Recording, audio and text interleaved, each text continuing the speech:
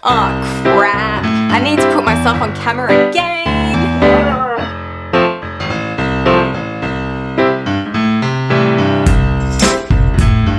Hey, I'm Sam. I'm an online counselor for INFJs and empaths who have their own business or the heart's desire to start their own business. In part 1, we explored some of the reasons why an INFJ might find it hard to be on social media, as well as some tools to help you overcome this. Seriously though, if you haven't watched part 1 yet, you probably should do that. In today's video, I'm going to share some tips and tricks on using social media to help grow your business. These are lessons that I've learnt over the years through trial and error. I think knowing some of these tips and tricks and understanding how it all works can help alleviate some of the fears that an INFJ might have in showing up on social media.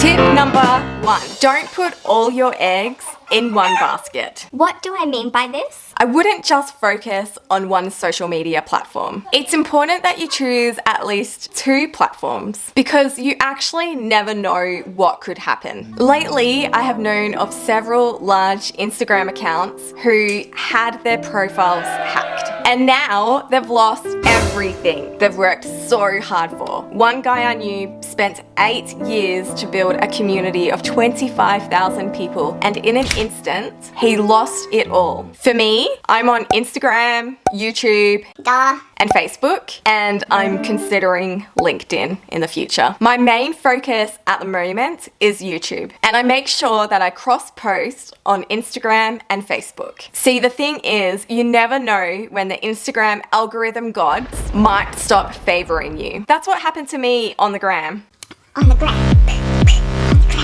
I was so favored at one point, and I was growing and at a pretty rapid, quick pace. And then suddenly, overnight, It just stopped. I haven't actually grown in about 2 years, maybe more. I've been like up and down. And for a while, I was really frustrated and I almost placed my self-esteem into my Instagram growth. And I also thought that my Instagram growth was in correlation to my business growth, which is not true. But it's all okay now, because I did the smart thing and I stopped relying only on Instagram.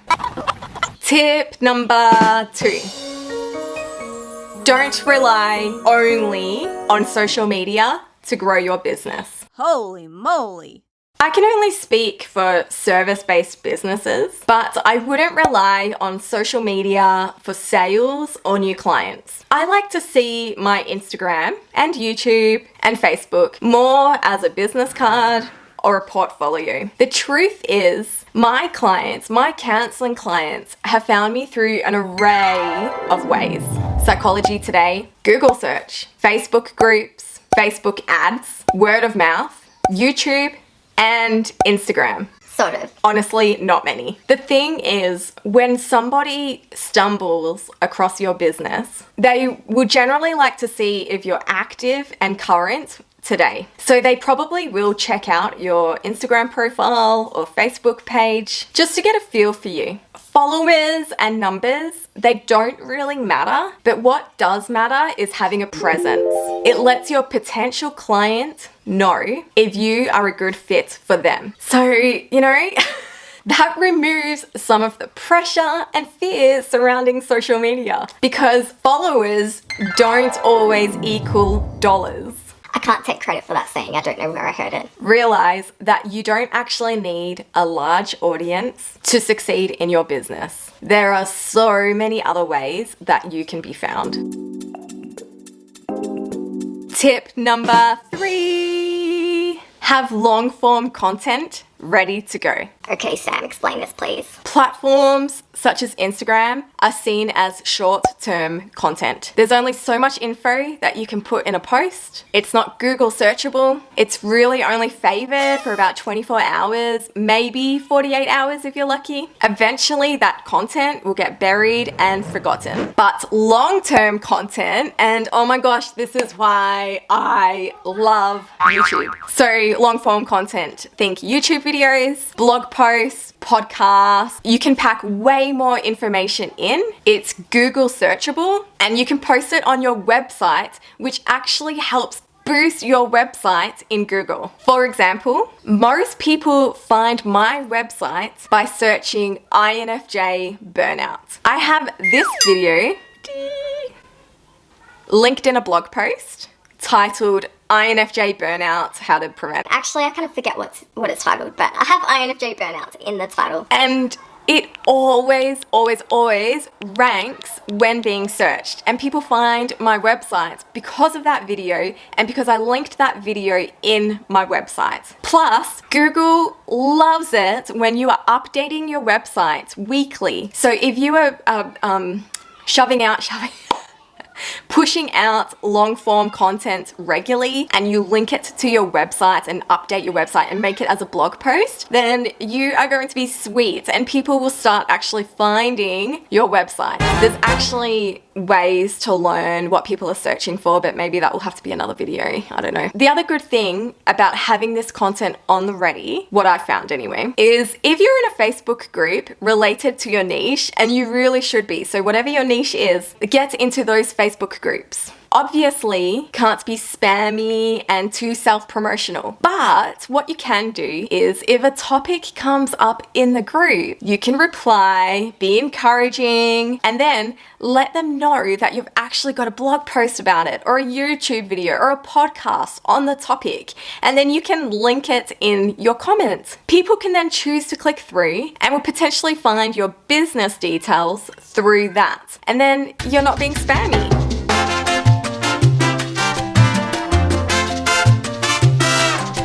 Tip number 4, manage your energy. Work out a schedule that works for you and your energy levels as an INFJ or empath. Don't prescribe to hustle culture. It's okay to grow your business slowly in a way that works for you and your nervous system. Learn to take regular breaks. Pay attention to your body. You'll see a lot of advice on the internet about how you just got to keep putting content out there and post every day and show up. But trust me, I tried doing that and I completely burnt out.